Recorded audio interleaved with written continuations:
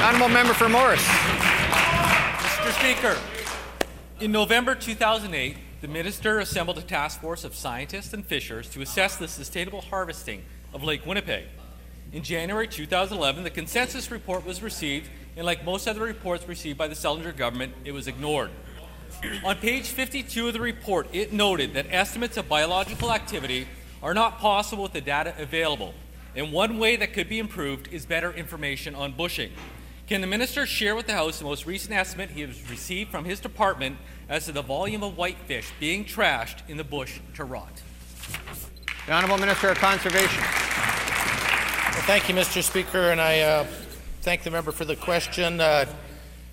Gives me an opportunity once again to put on the record the major accomplishment of this government working in conjunction with fishers here in the province of Manitoba to achieve eco-certification of Waterhen Lake in cooperation with the First Nation in the area. This is historic, Mr. Speaker. This is the first lake in the Western Hemisphere that achieved this status, and only the second lake in the world. So for the member opposite to suggest that we're somehow lacking in regard to managing the fishery, I think is a little disingenuous, to say the least. Honourable member for Morris.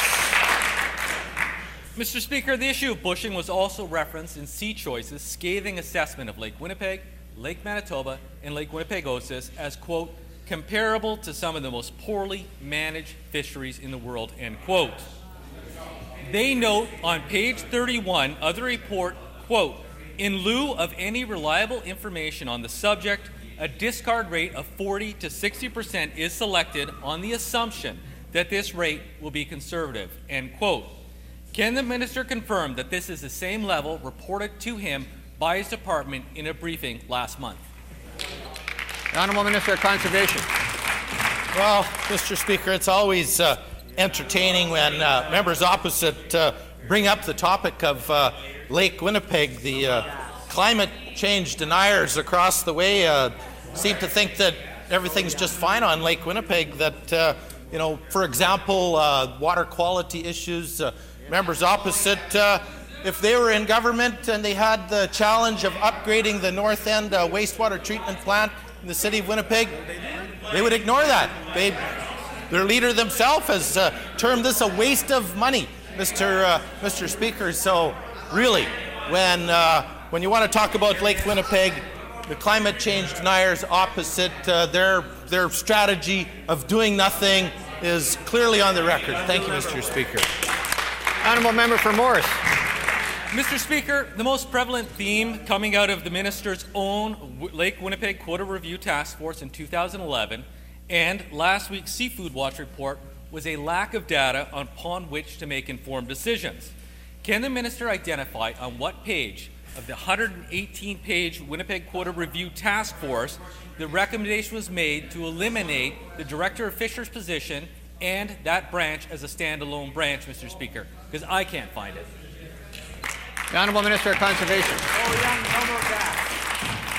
Well, Mr. Speaker, in reference to that report, which was a good analysis of the fishery, just a few short weeks ago, we stepped it up a notch in terms of calling on a very vested Manitoban, Mr. Harold Westall, to lead up a committee to follow up on that and take us to the next level in regard to eco-certification. We will be looking at the three lakes in question, Lakes Winnipeg, Lakes Manitoba, Lake Winnipeg-Osis, putting in place lake management plans in order to improve the situation even further and add even more lakes in Manitoba that have the eco-certification recognition. Thank you, Mr. Speaker.